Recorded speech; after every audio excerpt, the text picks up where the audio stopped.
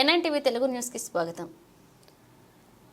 పూర్వపు జిల్లా collector Madhavilatha, joint collector Tej Bharat, YCP మాజీ ఎమ్మెల్యే జక్కంపూడి రాజా, రాజానగరం తహసీల్దార్ సీతా పవన్ కుమార్ ఏకమై ఇళ్ల స్థలాల కోసం భూసేకరణ పేరుతో చేసిన అవినీతి అక్రమాలకు సంబంధించి అన్ని ఆధారాలతో CM Chandrababu Naidu, deputy CM Pawan Kalyan, revenue మంత్రి, CCLA commissioner, vigilance and enforcement సహా 11 విభాగాలకు ఫిర్యాదు చేసినట్లుగా స్వాతంత్ర జనతా పార్టీ ఆంధ్రప్రదేశ్ రాష్ట్ర అధ్యక్షులు బర్రె ఆనంద్ కుమార్ వెల్లడించారు.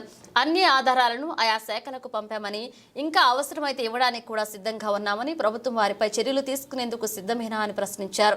ది రాజమండ్రి ప్రెస్ క్లబ్ లో మంగళవారం జరిగిన మీడియా సమావేశంలో ఆయన మాట్లాడుతూ, దేశంలోనే అతిపెద్ద స్కామ్ గా ఆంధ్రప్రదేశ్ రాష్ట్రంలో జరిగిన భూసేకరణ అంశం నిలబడుతోందన్నారు. రాష్ట్ర ప్రభుత్వం సరైన విధంగా స్పందించకపోతే తాము న్యాయస్థానాన్ని ఆశ్రయించడానికి కూడా సిద్ధంగా ఉన్నామని స్పష్టం చేశారు.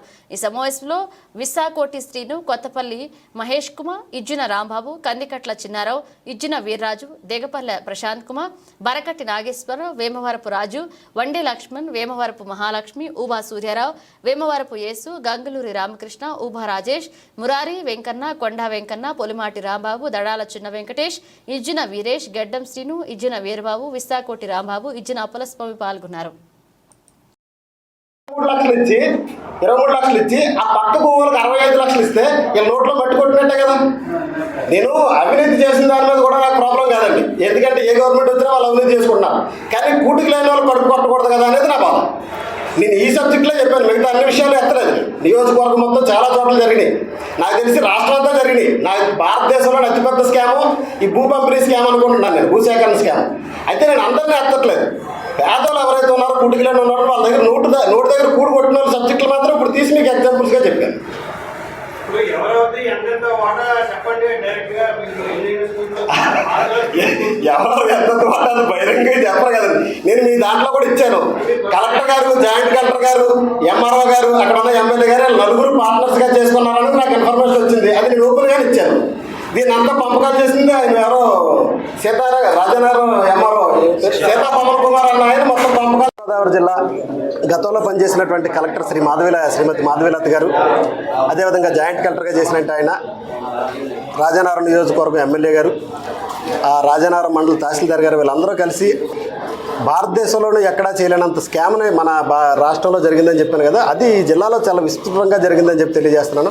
దాంట్లో భాగంగానే కొన్ని ఉదాహరణలు, అవినీతి ఎలా జరిగిందని కొన్ని ఉదాహరణలు చెప్పాలంటే, కానవరం గ్రామం, రాజానగరం మండలం కానవరం గ్రామంలో సర్వే నెంబర్ 235(2)B పేదలకు ఇచ్చినటువంటి ఎసెంట్ భూముల్ని వీళ్ళు కొనుక్కున్నారు బినామీ పేర్ల మీద. కేవలం అరెకరంగా 15 లక్షలు, ఎకరం 30 లక్షలు చెప్పిన కొనుక్కొని కేవలం రోజుల వ్యవధిలోనే మళ్ళీ దాన్ని గవర్నమెంట్ చేత 64 లక్షలు కొనిపించారండి. అంటే ఈ తక్కువ వ్యవధిలోనే తక్కువ రేటుకి బెనిఫిషరీల దగ్గర నుంచి, బాధ్యుల దగ్గర నుంచి తీసుకొని దాన్ని ఎక్కువ రేటుకి గవర్నమెంట్తో రేటు కట్టించి వాళ్ళు తీసుకోవడం జరిగింది. ఈ రకంగా ప్రభుత్వ ఖజానాను దాదాపు కొల్లగొట్టారు. అదేవిధంగా పలకడి గ్రామంలో సర్వే నెంబర్ 572 అనే సర్వే నెంబర్ 569, 70, 71, 72 ఈ 4 సర్వే నెంబర్లోనే కలిపి పేదల దగ్గర దగ్గర 23 ఎకరాల భూములు తీసుకున్నారు. ఈ భూములు తీసుకున్నప్పుడు పేదల దగ్గర నుంచి ఏమో 23 లక్షలు కట్టారు. ఆ పక్కనే భూస్వామి వర్గాల వాళ్ళు ఎవరైతే ఉన్నారో వాళ్ళకేమో 65 లక్షలు కట్టారు. అంటే 23కి 65 కంటే 3 రెట్లు ఎక్కువ. ఉంటే ఈ రేట్ అయినా ఉండాలి, లేదా ఆ రేట్ అయినా ఉండాలి. అంటే ప్రజల సొమ్ముని, ప్రభుత్వ సంపదని, ఖజానాన్ని అంతటిని కొలగొట్టడమా, లేకపోతే పేదల మీద వివక్షత చూపించడం అనేది ఒక ఆలోచన చేయాల్సిన విషయం. అదేవిధంగా ఆవు భూముల దగ్గర చూస్తే 587 ఎకరాలు, సుమారు 5 లక్షలు 10 లక్షలు కూడా వాల్యూ చేయని భూములకు 45 లక్షల రేటు కట్టి అక్కడ విపరీతమైన అవినీతి చేయడం జరిగింది. మళ్ళీ ఈ భూములను కొనుగోలు చేయడంలోనే పెద్ద అవినీతి అనుకుంటే, ఈ కొనుగోలు చేసిన వ్యవసాయానికి పనికొచ్చే భూములు, ఇళ్ల స్థలాలకు పనికిరాని భూములు మళ్ళీ కప్పెడతా ఉంటాయి. ఎక్కడ పడితే అక్కడ కొండల్ని, చెరువుల్ని, గుట్టల్ని, మెట్టలు అన్నట్లే తవ్వేసి అక్కడ ఒక భయంకరమైన అవినీతి చేశారు. పోనీ తవ్వేసిన బట్టి అంతా తీసుకొచ్చి నిజంగా ఈ భూములు కప్పెట్టారంటే అది కాదు, మళ్ళీ రియల్ ఎస్టేట్ వెంచర్ల కోసం వాడుకున్నారు. ఇలాగా ప్రభుత్వ సొమ్ముని, ఖజానాన్ని అంతటినే కొల్లగొడతా, పేదలకు అన్యాయం చేస్తా, వాళ్ళ దగ్గర నోటుకాడ కూడి తీసేసుకుంటా, వాళ్ళ దగ్గర ఉన్న భూములన్నీ లాగేసుకుంటా విపరీతమైన అన్యాయాన్ని, వివక్షతని, అక్రమాలని, అవినీతిని పాల్పడ్డారు.